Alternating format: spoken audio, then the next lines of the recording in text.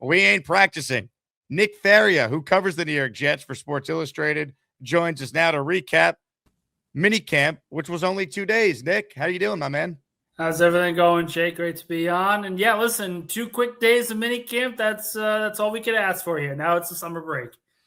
Am I wrong for saying I don't like the fact that Aaron Glenn canceled the final day? I mean, they went 3-14 last year. Shouldn't you practice and get every opportunity when you can get them?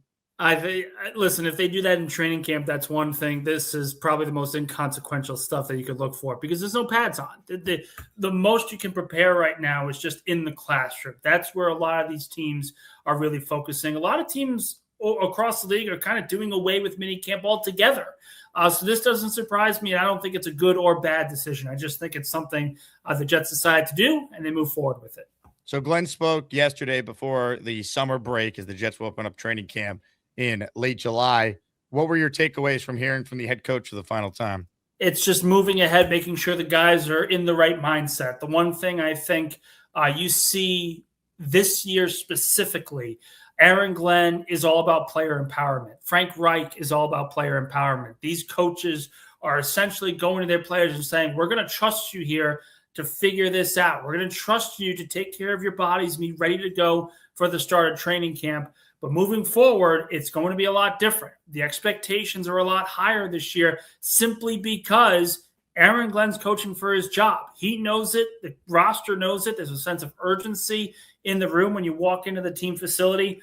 So it's just a matter of, for Aaron Glenn, making sure that all these guys are going to remain healthy for the next month, make sure that they're ready to go when it comes to the start of training camp at the end of July, and putting them in a position to succeed in the long term.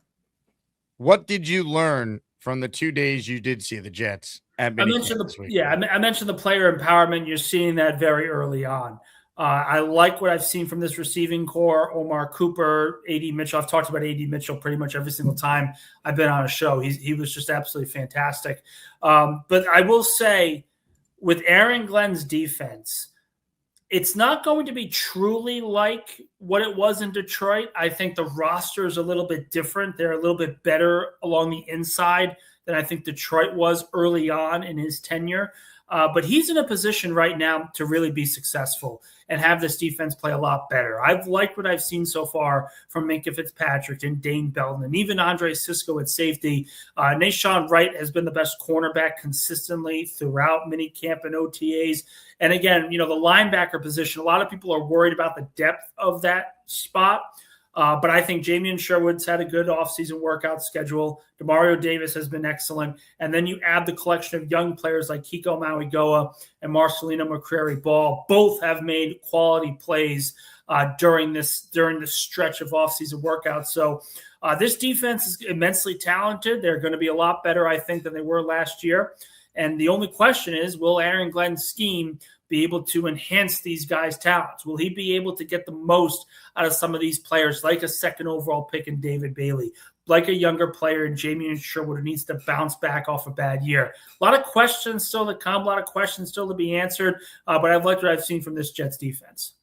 You mentioned David Bailey. I mean, all eyes will start to really be focused in on him once training camp gets here and the pads are on. You get a much better idea on where he is at.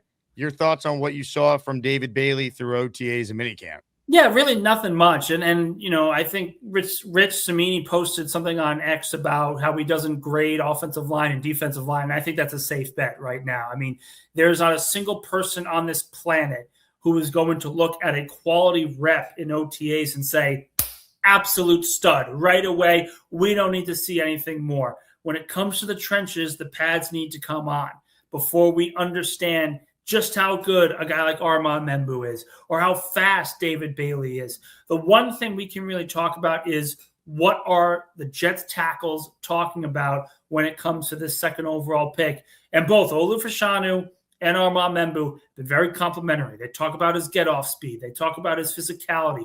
All of that is great to see. It's just a matter of we have to wait a little bit. Got to wait another month before we truly see just how good David Bailey can be in this defense. The other rookies, let's hit on them. Give us your assessment, obviously, on all of them besides Kenyon Sadiq, who didn't really practice much because of listen, Yeah, look, I like what I said, I like what I've seen from Omar Cooper. I think he can be a very dependable player in this passing attack. And really, you have a young trio of Garrett Wilson, Cooper, and AD Mitchell. And if the Jets are going to get anything consistent out of AD Mitchell, I think you're looking at a very up and coming receiving trio for this offense and across the NFL as well. It's not top 10, it's not top 15 by any stretch. They need to prove it. But I like the potential that all three bring to the table. They sort of all complement each other and their skill sets. I talk about D'Angelo Ponds, the slot corner extraordinaire. He's had some really good reps over the last few practices, like what I've seen for his development. Then, of course, you get into the later rounds. Darrell Jackson signed his contract late. Don't really want to judge interior defensive players. Payne, the safety, I think, had a couple of plays in the last couple of minicamp practices. And then you look at Cade Klubnik, the fourth-round pick, had a great start to OTAs, then kind of trailed off. Then, of course, he had the back injury. So no one really knows what it's going to look like for him when he comes back at full strength after training camp. That being said, if there is one negative takeaway throughout this entire offseason plan, it's the fact that there's not a single quarterback that has really stepped up and said, I am the number 2 guy. I'm the guy that this team should rely on should something happen to Geno Smith. Klubnik is too young, too inconsistent. Have not liked what I've seen from Bailey Zappi, and Brady Cook has really struggled just objectively. So if these Jets are comfortable just throwing Geno Smith out there for a full 17 games, that's perfectly fine. But it's very clear to me right now that there is no clear-cut number 2 guy, number 2 option if something were to happen to them. And that is a dangerous, dangerous game the Jets are playing, considering 4 of the last 5 years they've started 3 different quarterbacks. Well, do you think they're going to sign a veteran before training camp? I don't know if it's going to be before training camp, but I certainly think midway through, potentially, if this continues.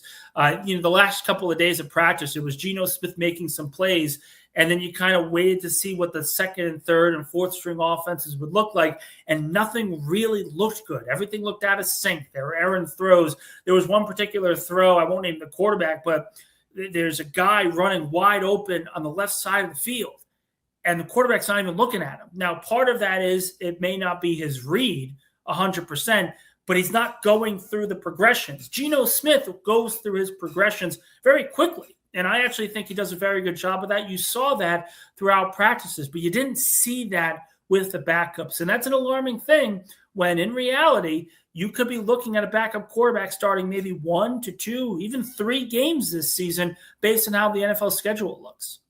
It's just going to be interesting to me how they want to approach backup in terms of, do they go into training camp and see if, like, Klubnik, assuming he's healthy, could go and take a stranglehold of the backup spot, or are they scared off by what they saw in OTAs and minicamp / the injury where they feel like they need to add a Cooper Rush or someone like that? Look, and I'm not going to – I wouldn't be surprised if they signed someone before training camp, but at the very least, with that, what Aaron Glenn has said – he wants to allow these guys to continue to compete. Maybe we get to a point early on in camp where Cade Klubnik just plays out of his mind and looks really, really good.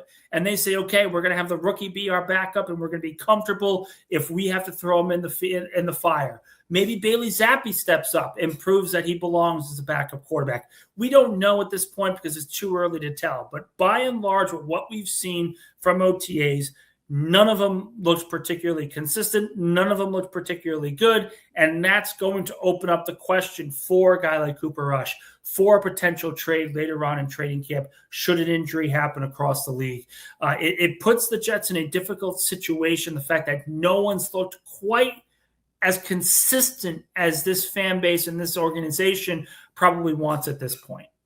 Comments, questions, super chats. They cut the line. Nick Faria from Sports Illustrated, who covers the Jets, of course, with us here, breaking down the end of Jets minicamp. Aaron Glenn deciding to cancel the final day yesterday. Kind of got buried in the news cycle as the Knicks were out and about celebrating a championship. Maybe some of the Jets went down to the parade and saw what could happen if you actually win in New York. But I digress. That was them saying, you know what? No one's going to really care if we do this. Let's everyone go to the parade. Enjoy yourself. The Jake Asman Show is now presented by PrizePicks. PrizePicks is a daily fantasy app made simple. Just pick more or less on your favorite players' projections and build your lineup in seconds. Download the PrizePicks app today. Use code HMA to get $50 in lineups after you play your first $5 lineup. And PrizePicks is already offering NFL futures, including futures for New York Jets players. Take a look at the lineup that you see on the screen. Garrett Wilson, more than 4.5 reception touchdowns. David Bailey, he's going to have at least 7 sacks his rookie year. Arvell Reese, almost a Jet. I think he'll have at least 3 sacks in his rookie year with the Giants. That is a 3-pick power play, $10 to pay out $60. That is just an example of some of the lineups you can make over at PrizePicks. Make your own lineups today for any sport. Just download the PrizePicks app, use the code HMA, and get $50 in lineups after you play your first $5 lineup. Nick, give us some players beyond the ones you alluded to in your commentary that have really impressed you when you've gotten the chance to watch them throughout the offseason program. Yeah, we got to start with Trey Brown, the cornerback, free agent pickup this offseason. I've liked what I've seen from him in coverage. Quite frankly, I think he's been probably one of the more underrated players in a difficult position because they're not going to cut AZ Thomas. They're not going to cut any of these younger players that they have. All of them have been brought in to develop under Aaron Glenn. So Brown is essentially trying to prove himself as a special teams guy and then also trying to prove himself around the league, that he belongs in the National Football League. But I'll tell you what, man, he had a one-handed pick in OTAs early on in minicamp. I believe it was Tuesday. Made a great play on the ball on a fade route. Receiver was taller than him. He deflected it away. Brown's been very consistent. He's been a surprise to me so far. I'd like to see what happens when the pads come on, see if that continues going forward. And then, of course, at receiver, it has to be Isaiah Williams. It has to be. This is a guy where his role is set. He's going to be, whether it's the kick returner, whether it's the punt returner, whether it's both, it doesn't matter. He's going to be one of the top returners on this team. He's going to be one of the top returners in the National Football League just based off of last year. He was the #1 graded returner by Pro Football Focus. They had to, and I stress had to, they had to put him in the offensive game plan because the receiving core was decimated last year and their passing offense was anemic. He was okay in that role. He wasn't great, but he was okay. This year, you're seeing that he's faster. You're seeing that his route running is really good. He looks like a guy that you can trust to give 4 or 5 touches on offense a game and allow him to make plays with his legs. So he's been a surprise to me because I look at him kind of like in the same way I look at Kenny Nguanu. I don't see them getting reps in game action. I don't see a path for them to do that except for being great returners. For Isaiah Williams, it's a little bit of a different story. He is competing for that 4th wide receiver spot, and I think he's comfortably in the lead right now because he's played so well. He gets open, he catches the football, and he's able to do a lot of things when he gets his hands on the ball. So clearly a guy that I think the Jets are excited about. He's developing at a really good quality level, and I think he can have a major impact on this offense going forward.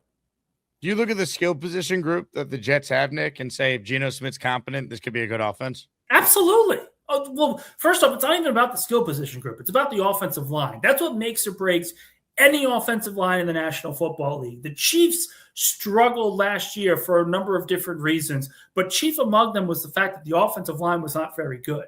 The Washington Commanders were in the NFC Championship game 2 years ago. Last year, they weren't. Why? Because their offensive line took a major step back.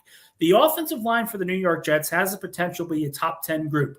They had the potential to do that last season. They didn't really live up to those kind of expectations, but they were still a good offensive line. They were really good protecting the passer, and they had a quarterback that hung onto the football longer than anyone else in the National Football League. It was a disaster. I think their struggles at times last year had more to do with the quarterback position than it had to do with their overall performance. This offensive line is good enough to be really, really good. And because of that, this Jets offense has the potential to be really, really good.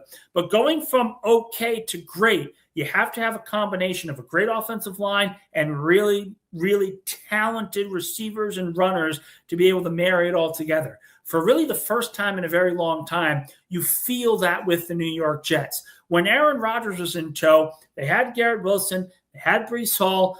but they were hoping that Allen Lazard would be a number 2. They were hoping some veterans would be able to step up. And it never really worked out because there was a clear need at wide receiver 2, and then the offensive line stunk, and then all these other different problems. This is the first time in a very long time that this Jets offense feels complete. And as long as Geno Smith can play competent football, yes, this group has the potential to be good and even really good throughout the season. Comments, questions, super chats. They cut the line. Speaking of really good, how about this from Mimosa? $50 10 raffle ticket. She sent it via Venmo. Mimosa in the house. Thank you, Mimosa, for your generosity and tremendous support of the Jake Asman Show. We're giving away a Wayne Krebet signed jersey at the end of the show. Mimosa's comment talked about no number 2 QB contender and no kicker, same old Jets. Now, as far as the kicking situation goes, we know Cade York is still here despite some struggles throughout the OTA and minicamp practices that you guys were at. They also added Jason Sanders. Let me ask you the question like this. Is the Jets week 1 kicker currently on the roster? No, I still don't think so. Listen, and I know Sanders was really good. There's still some questions about his health. And I said this, I think I said this the last time I was on your show, Jake. If Cade York wins this kicking battle for the Jets don't have a starting kicker. They just don't, because I don't trust Cade York to be able to be successful and consistent for a full 17-game season. If Jason Sanders is healthy, sure, but I don't have that with Cade York. So as of this moment right now, June 19, 2026, I truly believe that the kicker that the Jets are going to walk into week 1 with is not on the roster currently. I don't know why they couldn't just keep Nick Falk. Look, it makes a lot of sense, but also let's be fair. If Jason Sanders is healthy, that's your kicker. If he is consistent enough from beyond 40, 50 yards, that's your kicker. Now, we had one bad miss. I think it was 2 days ago when we saw special teams play work, but he was more consistent than Cade York. So I think he will get a little bit of an edge walking into training camp. But there's an injury history there. There is some concern that he's not able to get back to where he was as an all-pro player. And because of that, you have to be cautious. So maybe he produces, maybe he looks good in camp. It's, again, a wait-and-see game. But at the very least, it's a question that still needs to be figured out for this team going forward. Ladies and gentlemen, John J. Williams using Zelle to enter the raffle for 2 entries. Go Knicks. Go Knicks. Yeah, that's right. John, you are in for 2. The New York Knicks are world champions. And Nick, this is an image that Knicks fans have dreamed of seeing. Confetti falling down at a Knicks ticker tape parade that ends at City Hall. Surreal seeing the New York Knicks winning it all and have this amazing parade yesterday. Listen, special moment. I was a part. I went to 2 parades myself over the last decade. I'm a little surprised at how New York kind of handled it. New York City kind of handled it, where it was so short. And again, teach their own. Different cities have different ways of doing it. I know Philadelphia, that the trek was at least 3-4 miles, and it started at the stadium, and then it all went all the way to the Rocky Steps. So you had to go through Broad Street the entire way through. It was a very long parade. Little surprised New York didn't do that. But again, it's a different situation. It's a different city. And I'm sure a lot of people like yourself are never going to forget that. Nope. And the only thing that I think would be sweeter in my fandom of my teams is if the New York Jets could somehow win a Super Bowl and have a parade in New York City. I don't think it's going to be Aaron Glenn and I on a float together if this were to ever happen. But God, I don't even know how I would react if I got to experience the Jets winning it all. Well, let's ask this question here, Jake. Let's say next year they pull off the miracle and they end up winning the Super Bowl. And Aaron Glenn comes to you and says, you have to apologize and really come to terms with all the vitriol that you gave me over the offseason. And if you do, you can come with me on the float. It's an interesting conundrum here. Because you gotta talk to someone who asked who his job was, what his job was for a good portion of the offseason. If Aaron Glenn leads the Jets to a Super Bowl, I will do whatever I have to do to bow down to him for the rest of my life. All right. First off, forget the Super Bowl. If Aaron Glenn got the Jets to the playoffs, I'd be one of the people leading the Coach of the Year campaign, as I've stated on the record numerous times. I want to be wrong about the guy. I'm just not a blind fanboy that's going to ignore how ugly and disgusting it looked for a 3-14 season. Sure. Listen, I'm rooting solely for that. I want to see the turn from Jake going, what is this? What is his job? What does this guy do? What is his role on the team to Coach of the Year, baby? And I want to see it happen like on a dime. Oh man, that'd be awesome. It is unreal what that feeling would be like. I can't picture. I don't know what that feeling would be like. It's been a long time, man. It's been a long time. I'm just glad I got to see the Knicks win, because who knows when the next one's coming. I think the Yankees got a shot, but they've gone 17 years, so we shall see. Let me give some love to Ozzy. He is in the Asmaniac raffle for one. Ozzy, thank you. Yeah, we are the champions. Me and my friends from New York, we love the Knicks. Yeah, thank you very much to Ozzy. How about some love from one of our OGs? I just got this Venmo. Dark Knight Steve in the house. He purchased 10 raffle tickets. Steve, you are the man. Let's go. Who let the dogs out? Who let the dogs out? Don't leave. Who let the dogs out? Don't leave. Shout out to Nate, who won a David Bailey jersey on the show the other day. Nate, I ordered it. We will get it sent to Canada as soon as it arrives here in New York. Shout out to Mike DeRamo, who I was hanging out with yesterday. Mike and his daughter Carly came to the Asmaniac meetup at American Whiskey yesterday after the Knicks championship parade. David writes in, Nick, last year in a show of personal accountability, many of the young Jets showed up to camp chiseled. Anyone specifically you saw from any of the Jets who showed a significant bulk increase? I mean, it's got to be Braylon Allen, right? I mean, the guy is literally the same size as David Bailey and Kingsley Enagbare and Joseph Osai and Fred Warner. I mean, this is ridiculous. This guy gained, 10, 15 pounds. He's now 250, 255. I compare it a little bit to Jerome Bettis and Christian Okoye. For those of you who are not NFL historians, that's the Nigerian nightmare. But besides the point, if he can just turn it around, man, if he can be a productive member of this offense and be that sort of power back, the Brandon Jacobs, if you will, this offense changes completely overnight. So I'm waiting to see that. I want to see what happens with Braylon Allen. I want to see him take that next step going forward. I think he can, but he's got to stay healthy in order to do so. And it's a big question going forward. We're going to see how they ultimately deploy Braylon Allen. I think right now it's a lot of potential with him still until we actually see always potential. That's the thing. Like we've been saying this his rookie year. We said this his sophomore year. You know, at some point it's got to either click or they got to go in a different direction. It could happen this year because I think Frank Reich's offense is going to put them in a position to succeed. But it's a big question mark because every year, every offseason, we look and we say, Braylon Allen looks good, man. He busts off a couple of runs here and there. But it never comes through when the games actually matter. So a big question mark going forward. I want to talk about Geno Smith a little more. We kind of glossed over his performances in OTAs and minicamp. You know, they've been focused on Cade Klubnik and some of the other storylines with this team.